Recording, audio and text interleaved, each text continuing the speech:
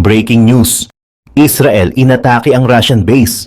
Isang suspected Israeli airstrike ay iniulat na tumama malapit sa isang Russian airbase sa Syria na inakusahan na nagtatago ng mga armas para sa Iran at mga proxy nito.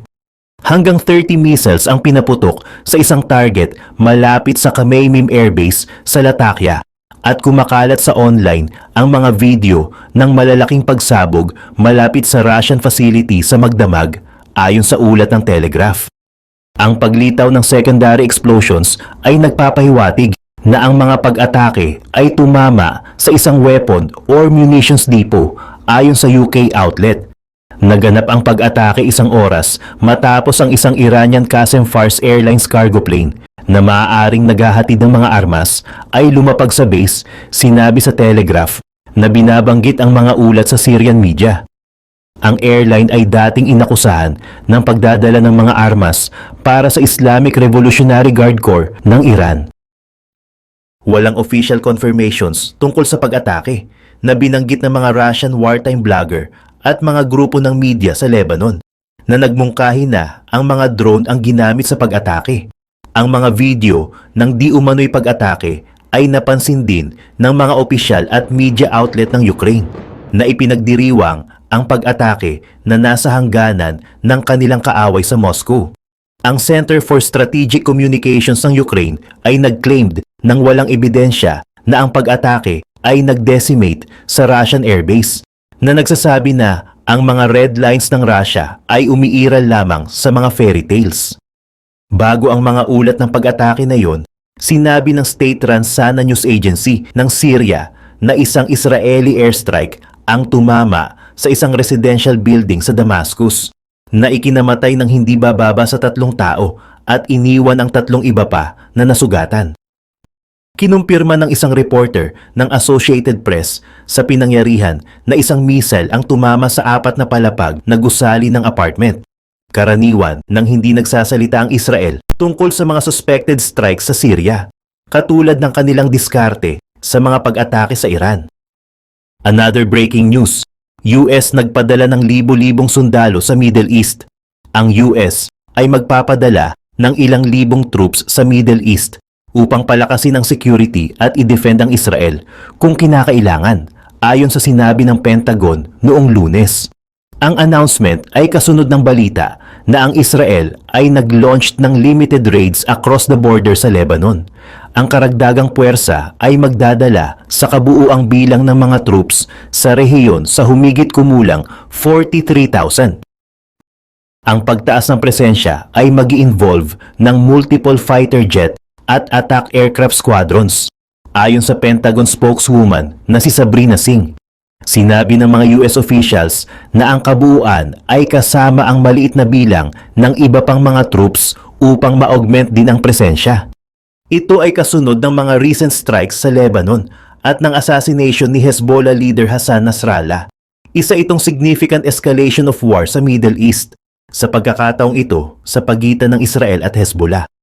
Ang additional personnel ay kinabibilangan ng mga squadron ng F-15E, F-16 at F-22 fighter jets at A-10 attack aircraft at ang mga personnel na kinakailangan upang suportahan ang mga ito. Ang mga jet ay dapat na mag-rotate in at replace sa mga squadron na naroon na. Sa halip, ang parehong existing at new squadrons ay mananatili upang doblehin ang air power on hand. Noong linggo, inihayag ni Defense Secretary Lloyd Austin na pansamantala niyang inextend ang USS Abraham Lincoln Carrier Strike Group at ang nakasakay na air wing sa rehiyon. Sinabi ng isang US official na ang pag-extend ay magiging halos 1 buwan. Isang second carrier, ang USS Harry S. Truman, ay umalis mula sa Virginia noong nakaraang linggo at papunta na sa Europa. Ito ay patungo sa Mediterranean Sea at muling magpo-provide ng 2 carrier presence sa mas malawak na rehiyon. Hindi ito inaasahang darating ng hindi bababa sa 1 pang linggo. Pumunta naman tayo sa mga balita sa ibang lugar. Noong November 2012, si Xi Jinping ang naging General Secretary ng Communist Party ng China at by March 2013, naging presidente na siya. Simula noon, nagkaroon ng malaking military modernization ang China.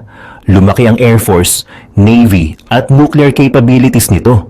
Pero kahit maraming improvements, maraming kapalpakan ang PLA, People's Liberation Army, sa ilalim ni Xi na nagpapakita na hindi pala ganun kalakas ang military power ng China. Kaya nandito ang listahan ng 10 malalaking Chinese military humiliations na nangyari either sa ilalim ng pamumuno ni Xi o bago pa man siya. Yung iba, nakakatawa dahil sa sobrang kapalpakan ng paggamit ng mga armas at kagamitan. Pero yung iba, tulad ng unang humiliation natin, nagpapakita ng malalim na problema sa military ng China na posibleng makasira sa kanila kung magkakaroon ng totoong giyera. Noong January 8, 2024, ayon sa Newsweek, may report mula Bloomberg na nagsasabing may mga Chinese officials na nilagyan ng tubig ang rockets nila imbes na rocket fuel. Galing ang info na ito sa isang US intelligence report na nagsabi rin na ilang missile silos sa Western China ay hindi gumagana ang mga takip. Ibig sabihin, hindi magbubukas ang mga ito para makalipad ang missiles kung kailangan. Sinisi ng report ang corruption sa loob ng Chinese Rocket Force para sa mga palpak na ito. Sobrang lalim ng corruption ayon sa isang source ng Newsweek, kaya mukhang nagdalawang isip si Xi sa mga military plans niya sa mga darating na taon. Nakapagtataka din na bago pa lumabas ang balitang ito, nagkaroon na ng purge si Xi sa PLA. Tinanggal niya ang 9 na opisyal mula sa National People's Congress ng China. Kasama dito si Wang Zhaojun na siya pa mismo ang inappoint ni Xi para pamunuan ang China Academy of Launch Vehicle Technology. Ayon sa CNN, ang CULT ang pinakamalaking base sa China para sa testing at production ng mga launch vehicles at missiles.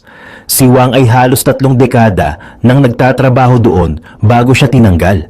Worth mentioning na hindi napatunayan ng Newsweek ang claim na may tubig sa mga missiles ng China at sinabi ng iba pang outlets tulad ng Asia Times na baka fake news ito. Pero totoo man o hindi, ito ay isang malaking kahihiyan para sa PLA. Hindi lang nito ipinakita na hindi kasing epektibo ang rocket force ng China na may hawak na humigit kumulang 2,300 to 2,400 ballistic missiles pero exposed din ang pagiging corrupt ng kanilang military structure. Ngayon, punta naman tayo sa isang insidente na pwede mong tawaging nakakatawa kung hindi lang delikado. Naglalaro ng hot potato gamit ang live grenade. Noong January 2012, nireport ng The Atlantic ang isang video ng 6 na Chinese soldiers na nagbabatuhan ng umuusok na bagay. Nakailang hagis sila bago ihagis ito sa gitna ng bilog, sabay talon palayo bago sumabog. May logic naman sa training na ito. Kailangan ng mga sundalo malaman kung gaano katagal bago sumabog ang grenade pagkatapos hilahin ang pin. Pero dapat sigurong prop grenade ang ginamit, hindi yung totoong pwedeng pumatay. Nakakagulat pa, ipinakita pa ito ng China sa state TV. Proud pa sila sa training na ito. Sabi pa ng The Atlantic, ginawa ito bilang demonstration para sa mga dignitaries. Kasama pa ang mga sundalong tumatalon sa mga literal na singsing ng apoy. Stunt show man ito, malaking kahihiyan para sa isang bansa na gustong ipakita ang kanilang military power. FYI, walang ganitong hot potato training sa US military. Mula sa explosive na kapalpakan, punta naman tayo sa mas seryosong insidente na sumira sa reputasyon ng PLA, ang pag-abandon ng Chinese peacekeepers sa South Sudan. Sa kabila ng lahat ng modernization efforts ng China, hindi pa nasusubukan ang kanilang military sa isang totoong laban. Ang pinakamalapit na makita natin ang kanilang performance ay sa kanilang participation sa United Nations peacekeeping missions. Noong 2013, nag-deploy ang China ng 2,227 troops para sa UN, na impressive kung tutuusin. Pero noong 2016, may nangyaring nakakahiya at nakakalungkot na insidente sa South Sudan. Ang mga Chinese peacekeepers na nasa Juba, South Sudan, ay naipit sa gitna ng labanan ng Sudan People's Liberation Army at supporters ni Riek Machar, isang Sudanese politician. Nagkaroon ng matinding street battles, kasama ang gunfire at artillery rounds. 2 UN bases ang tinamaan na nagresulta sa pagkamatay ng 2 Chinese peacekeepers. At ano ang naging reaksyon ng kanilang mga kasamahan? Iniwan nila ang kanilang mga post. Ayon sa The Guardian, tumigil sa pagganap ng kanilang mission ang mga sundalo ng China at iniwan pati mga armas at bala na nakuha ng mga Sudanese fighters. By the end of the battle, 300 na katao ang namatay at isang compound malapit sa UN base na halos 1 milya lang ang layo ay inatake ng 100 na sundalong Sudanese government. Sa pag-atake, 5 international aid workers ang ginahasa at 12 ng iba pa ang inabuso. Malaking kahihiyan ito para sa China na agad itinanggi ang mga akusasyon. Sinabing ang kanilang mga sundalo ay hindi iniwan ang kanilang mga post. Noong October 2016, sinabi ng tagapagsalita ng Chinese Ministry of Defense na si Yang Yuzhen na ang kanilang peacekeeping forces ay ginawa ang lahat ng makakaya para protektahan ang mga sibilyan at iba pang peacekeepers. Pero ayon sa mga ulat, kasama ang findings ng Center for Civilians in Conflict, iniwan talaga ng mga sundalo ang kanilang post. Ang mga sundalo ng China na noong 2016 ay dapat kasama sa isa sa pinakamalakas na militar sa mundo ay tumakbo sa gitna ng labanan. Cowardice sa harap ng conflict. Ito ang huling imahe na gustong ipakita ng China habang sinusubukan nilang kumbinsihin ang mundo ng kanilang lakas militar. Nakakalungkot na ang pagkamatay ng 300 na katao ay nagsilbing paalala ng pagkabigo ng China sa South Sudan. Ang insidenteng ito ay nagpakita na walang substitute ang tunay na combat experience. Hindi talaga alam ng mga sundalo ng China kung paano magre-react kapag under fire sila. Pero hindi lang naman failures sa laban ang nagdala ng kahihiyan sa China. Pati yung mga traps na ginagawa nila para hulihin ang ibang bansa ay nauuwi rin sa kapalpakan para sa PLA. Noong October 2023, ilang UK-based media outlets kasama ang Metro at Daily Mail ang nag-report tungkol sa leaked files na nagsasabing isang Chinese submarine ang nahuli sa sarili nilang trap sa Yellow Sea o North Sea. Ang trap na ito ay dapat para hulihin ang US o UK submarines. Ayon sa Metro, nangyari ang insidente noong 8:12 AM at nagresulta ito sa pagkamatay ng 55 crew members, 22 officers, 7 officer cadets, 9 petty officers at 17 sailors. Naging sanhi ito ng pagkasira ng buong sistema ng submarine nang mahuli ito sa chain at anchor trap na mismong China ang naglagay. Inabot ng 6 na oras bago ito maayos. Ang mga chain at anchor traps ay karaniwang ginagamit para protektahan ang mga strategic locations tulad ng shipping lanes at ports. Pinaniniwalaan na ang trap na ito ay para hulihin ang mga spy submarines sa baybayin ng Shandong, isang probinsya ng China na may populasyon na 9 milyon. Sa worst case scenario, ang mga ganitong traps ay hindi lang posibleng makahuli ng submarine, pero kaya ring hilahin ito pababa sa seabed. Eventually, nakatakas ang crew ng Chinese submarine sa trap. Pero nang umayos na ang submarine at makalabas na ito sa tubig, kontaminado na ang oxygen system nito. Kaya nalason ang mga Chinese sailors mula sa hangin na hinihinga nila. Siyempre, dinedenay ng China na nangyari ang insidente kahit pa pinangalanan sa report ang submarine na nahuli. PLA Navy Submarine 093417.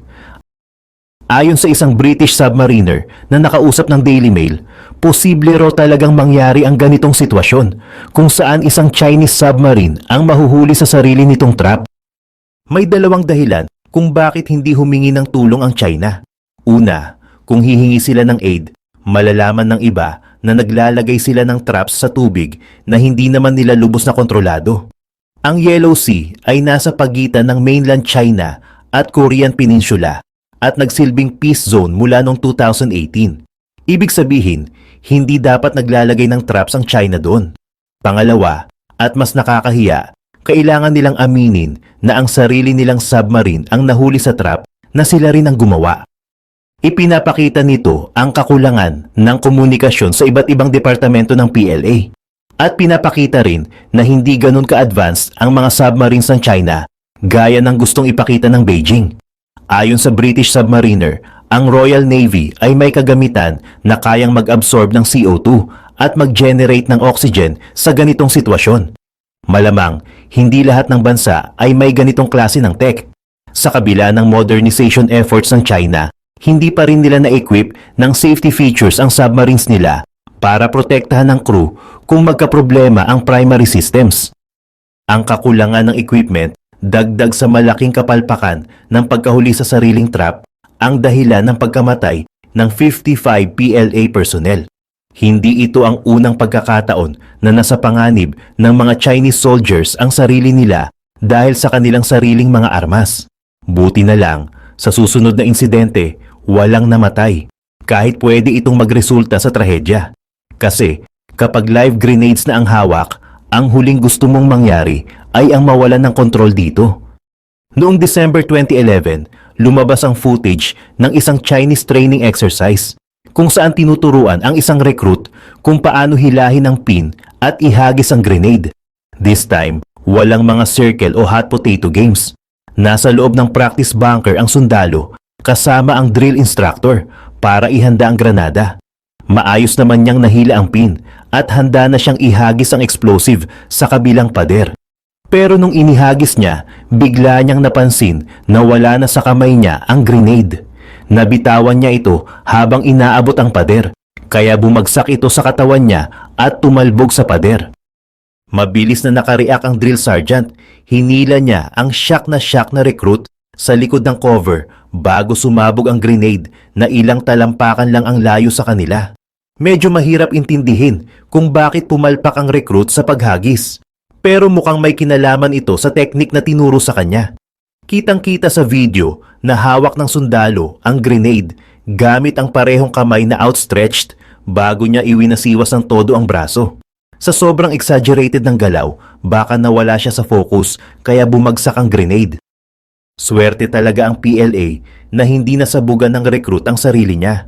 Pero hindi nila maitago ang kahihiyan na dala ng video. Napanood ito ng mahigit 200,000 na tao sa YouTube at ipinalabas sa ilang TV stations sa China.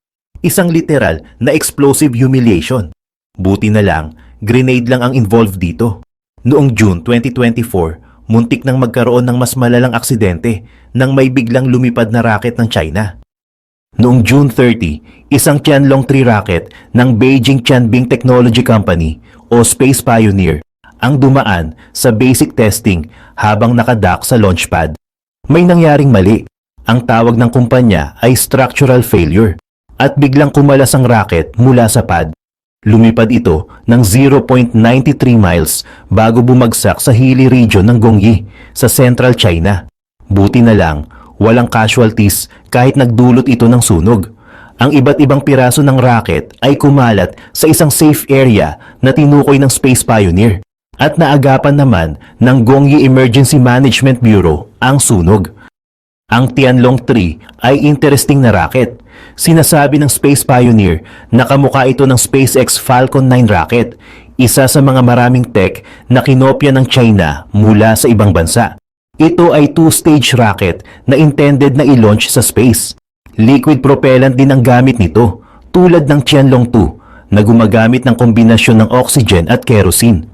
Nakuha ang video ng wreckage ng rocket at ipinalabas sa BBC, isang insidente na pwede sanang mas malala pa. Imagine kung loaded na ng warhead ang rocket bago ito nag-launch nang hindi inaasahan. Mas nakakatakot pa, yung Tianlong 3 ay nakatravel lang ng 1 milya bago bumagsak at magdulot ng malaking pagsabog. Isang malaking public failure ito na tiyak ay gusto ni President Xi na manatiling pribado. Pero at least, ang palpak na ito ay nangyari sa China at sa isang weapon na under development pa lang. Ang pangyayaring ito ay sobrang nakakahiya para sa PLA, pero hindi kasing tindi ng pagkakahuli ng ilang Chinese operatives na nag-hack ng 150 million American citizens. Noong 2017, 4 na Chinese military hackers ang pumasok sa Equifax database at nakuha ang personal at financial info ng mga tao. names, birth dates at social security numbers. Malaking breach ito na nagdulot ng $700 million fine sa Equifax. Naging malaking balita ang hack nang mahuli ang hackers noong February 2020. Sila ay miyembro ng 54th Research Institute ng PLA, isang division na focus sa cyber attacks. China sana ang nagtagumpay, pero nahuli sila kaya nagresulta ito sa embarrassment at nagbigay ng alerto sa US para bantayan ang ganitong klaseng espionage.